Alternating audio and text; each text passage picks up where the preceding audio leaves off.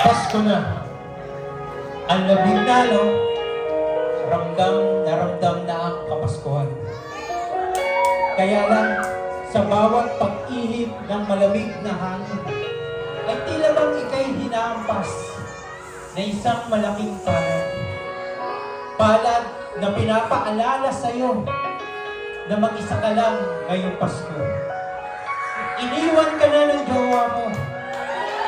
Jowa mo na naging buhay mo na. Ilang puyat ang sakripisyo sa pag-aantay. Tapos, tutulugan ka lang.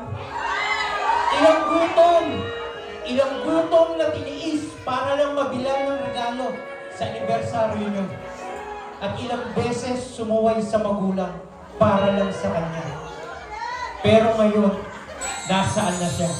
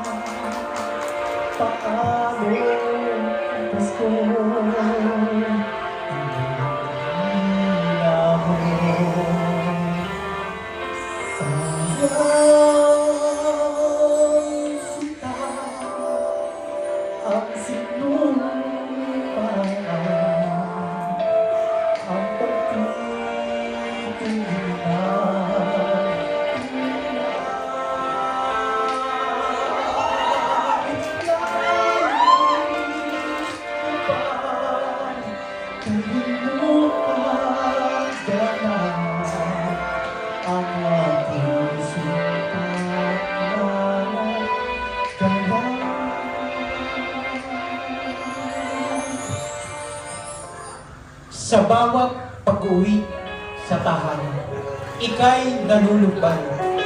Dahil sa tuwing pag-uwi mo ng bahay, naaalala mo ang iyong ama. Ama na ngayon ay nagtatrabaho sa abroad. Naalala mo yung mga gabing may problema ka, siya ang unang nagpapayo. Siya ang unang iyayakap kapag hindi mo na kaya. Ngayon, tahimik ang bahay. Walang boses na magpapaalala na kaya mo pa.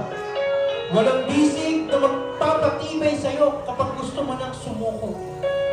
Ang ama mo na dati nandyan, ngunit ngayon ay nasa malayo. At may mga mahal tayo sa buhay na sa panaginip na lamang makakasama.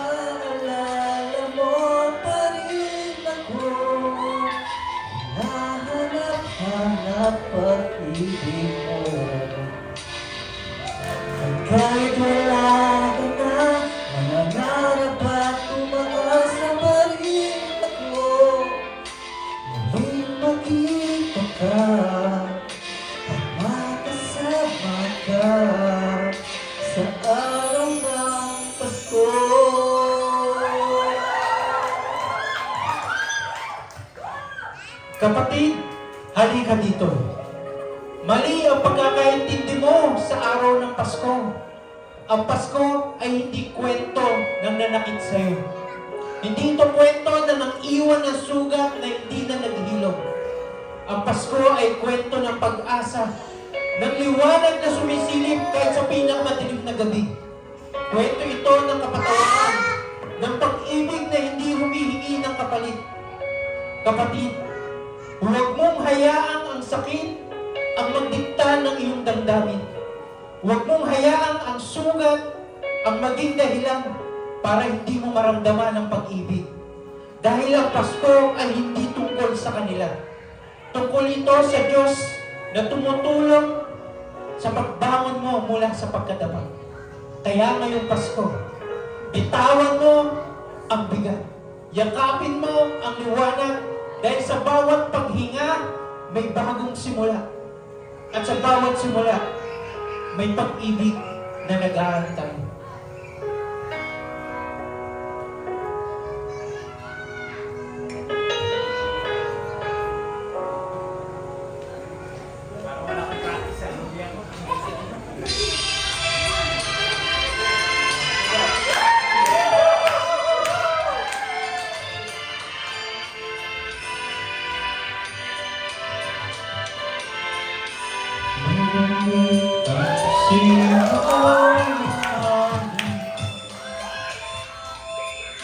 Isaya ng bawat damdamin,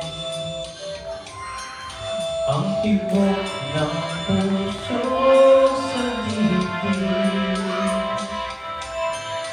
para bang ulog na ng langit. Hindi Pasko labanan, mayroong silang lahat, walang kalungkutan, lubos ang kasayahan.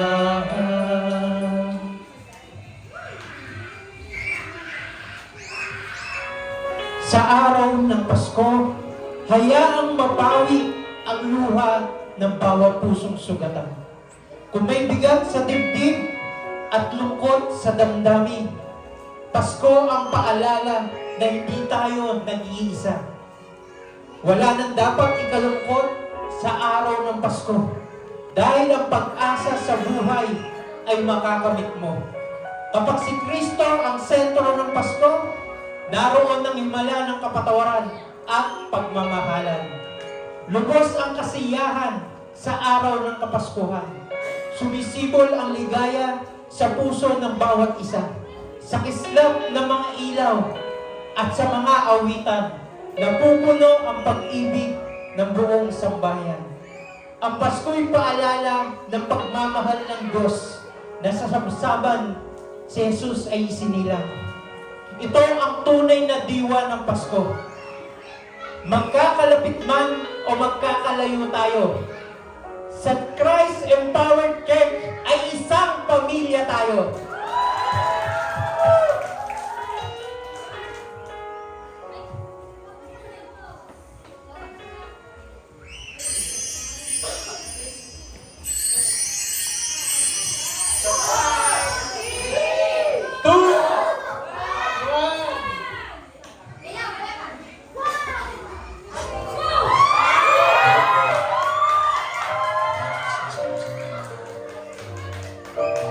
Sa lahat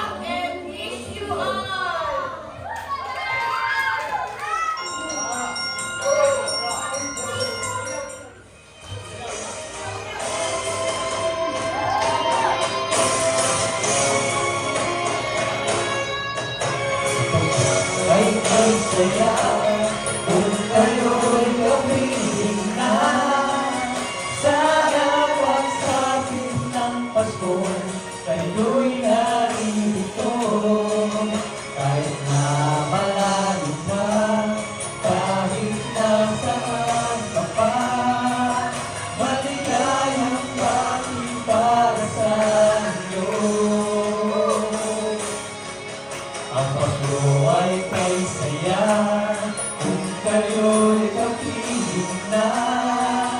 Sana pagsapit ng Pasko